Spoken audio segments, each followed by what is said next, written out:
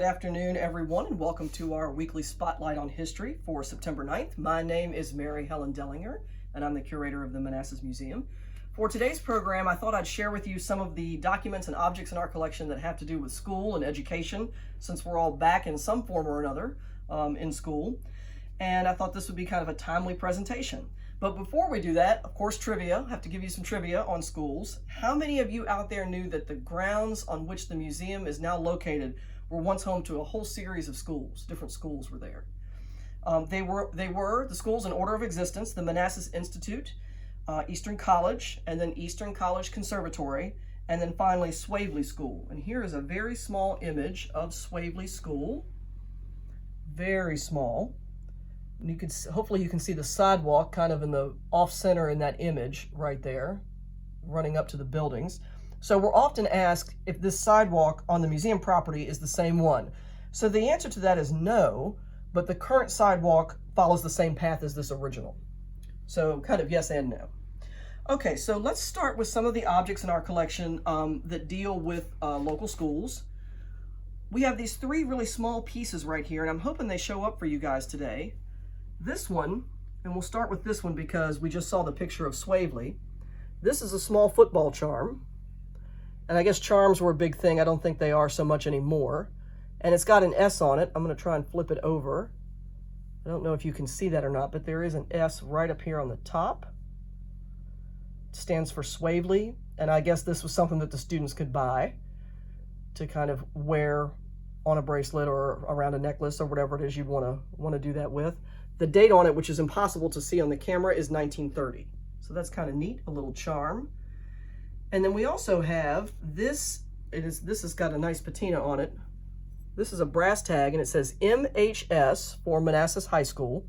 And then the number at the bottom is 16.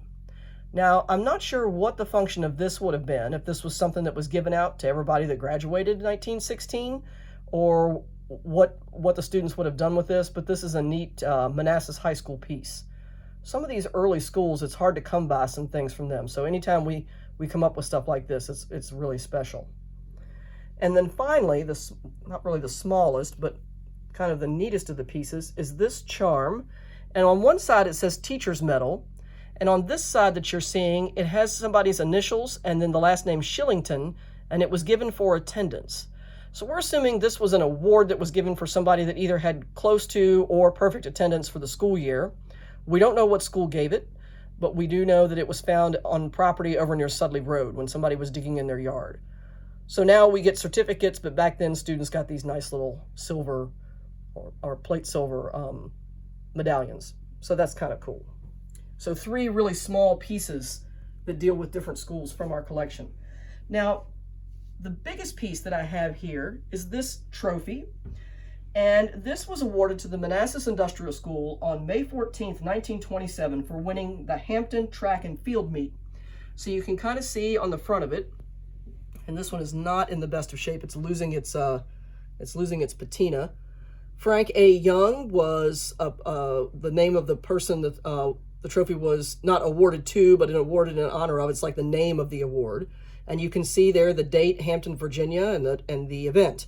So the Manassas Industrial School had their own plaque made, so they would have their name on it as well, and that's down here on the bottom. So it's important to note that Hampton, like the Manassas Industrial School, was a segregated school, like all schools were at the time, only for African American students. And these schools would compete against each other.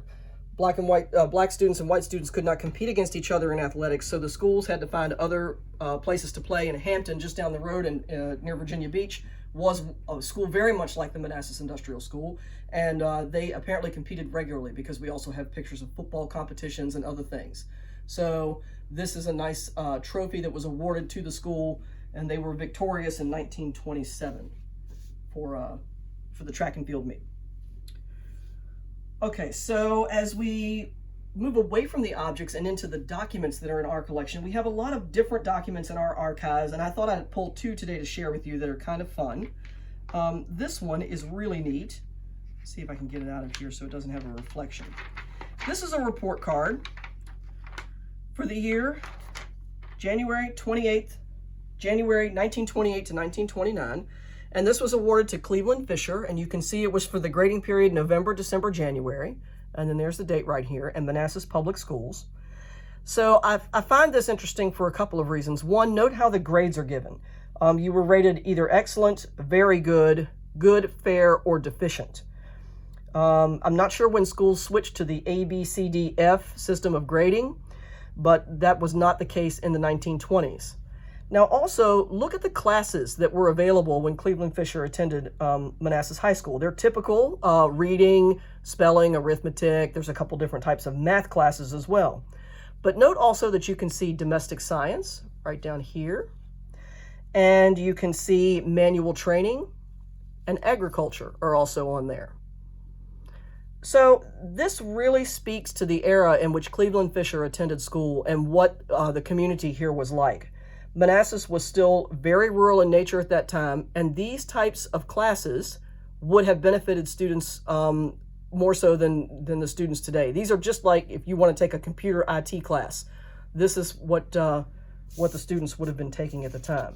So domestic sciences, believe it or not, were the arts of household cooking and cleaning. So yes, they actually taught that.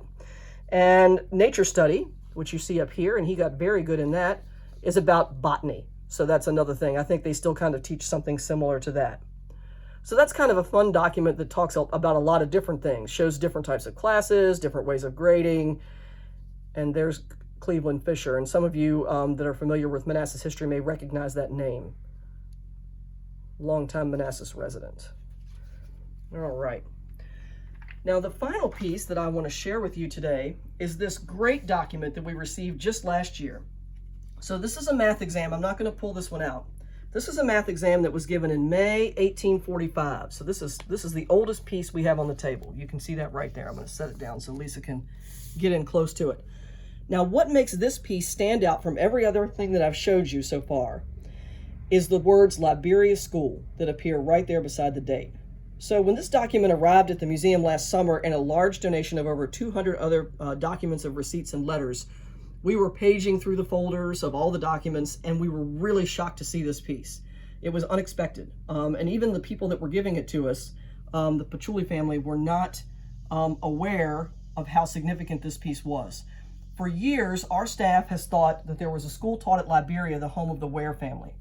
And our knowledge was based solely on a single newspaper ad that was taken out in the Alexandria Gazette. But we had nothing else that supported the idea of a school on this property until this piece of paper walked in the door unexpectedly in the summer of 2019. So every time I think I've seen it all in my 30-plus year career, I have not seen it all. This was very, very exciting. Now, I can't tell you what's going on with that exam because I was a very poor math student. The document makes no sense to me. I'm guessing that there were questions written down somewhere else, and these are the answers. But it's a great piece, even though I can't decipher it, and I'm very excited to share that with you today. So there you have it, some fun and interesting pieces about Manassas schools during the 19th and 20th centuries. I will be back next week with the first of 2 presentations on music in our collection when we look at a fantastic drum that was used during the Civil War. In the meantime, if there's anyone out there that has a special request, please let us know and we'll do our very best to put that together for you. I'm Mary Helen Dellinger, and I'll see you next week.